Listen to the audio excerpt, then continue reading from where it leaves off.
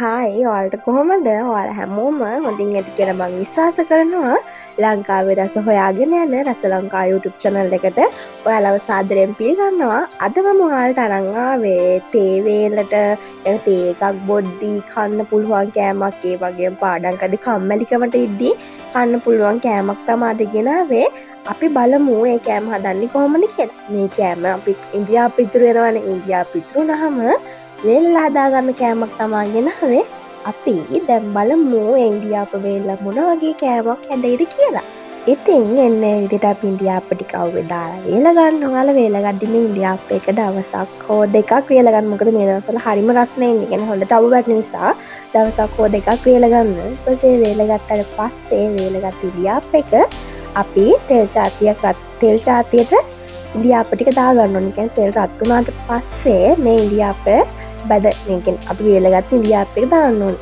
මම දැන් ඔයාලට පෙන්නවනේ මේ ඉන්දියාප් එක තෙල් චාතියට දැම්මට පස්සේ කොයි වගේද පේන්නේ කියලා. ඔන්න ඔය විදියට තෙල් චාතියට දැම්මට පස්සේ මේක පුළුන් වගේ වෙනවා. කියන්නේ අර චූටියට තිබ්බ එක ටිකක් ලොකු වෙනවා. ඔයාලට පේනවනේ. ඉතින් මේක වැඩි වෙලා තෙල් චාතිය තියාගන්න නැතිව මේ රන්වන් පාටක් වුණාට පස්සේ මේක තෙල් චාතියෙන් බා ගන්න ඕනේ. මම ඔයාලට පෙන්නන්න ලං කරලා කොයි වගේද මේක ඒ වගේ බඳුනහම කියලා.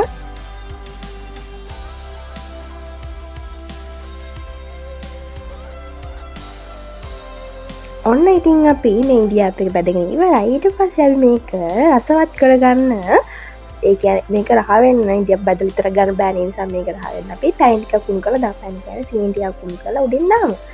ඒකට මේ විදියට තාච්චියක් ඉපේ තියාගෙන ඉස්සලාම සීනි චුට්ටක් දාගන්න. සීනි චුට්ටක් දාලා ওই ටික චුට්ටක් දිය වෙනකන් ඉන්න ඕනේ. කියන්නේ සීනි එක රන්වන් පාටක් වෙනකන් ඉන්න ඕනේ.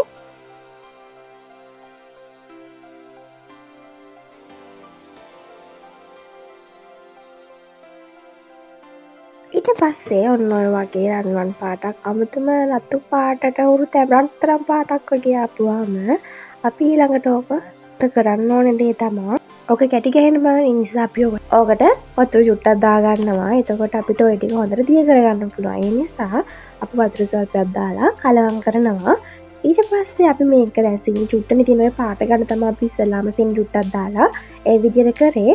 ඊළඟට අපි මේකට තව සීනි ටිකක් දාගන්න ඕනේ. මොකද පැණි රහ එන්න වැඩියෙන් දාගන්න සීනි අඩුවෙන් කන කෙනෙක් සීනි අඩුවෙන් ටිකක් දාගන්න. ඊට පස්සේ සීනි ටිකක් දාලා අපි ඕනෙන් මේ කලවම් කරගන්නවා.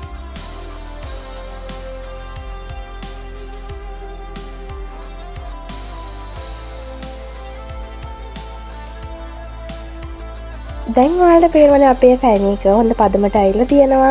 ඔන්න ඔය පාට වුණාට පස්සේ ඔයාලා ලිපෝක් කරලා අපි ඊට පස්සේ කරන්න ඕනේ අපි අර කලින් වේලලා බැදලා පැත්තකින් තියාගත්ත ඉන්දියාප් එක අරගෙන අපි දැන් උණු කරගත්ත පැණි ටික මේ ඉන්දියාප් එකට උඩින් දාන්න ඕනේ. ඔයාලට පේනවනේ මෙන්න මේ විදිහට තමයි දාගන්න ඕනේ. ඒත් තාම මේ නමුතුම ලස්සනක් එනවනේ. කියන්නේ ඔයාලා හිතන්නවත් නැතුව ඇති මේ මෙහෙම ඉන්දියාප් වලින් හදන්න පුළුවන් ඇති කියලා. සමහරක් අය හදලා ඇති, සමහරක් අය දන්නේ නැතුව ඇති. ඉතින් ඔයාලා මේක හදලා කොහොමද කියලා පහලින් කමෙන්ට් එකක් දාන්න. ඒ වගේම අමතක නොකර රස ලංකා YouTube channel එක subscribe කරන්න. ඒ වගේම මේක තව කෙනෙක්ට බලන්න share කරන්න. ඉතින් ආයෙ අපි අලුත් වීඩියෝ හම්බෙන්නම්. අදට මං ඉතින් ගිහින් එන්න. එතකන් ඔයාලා පරිස්සමට ඉන්න.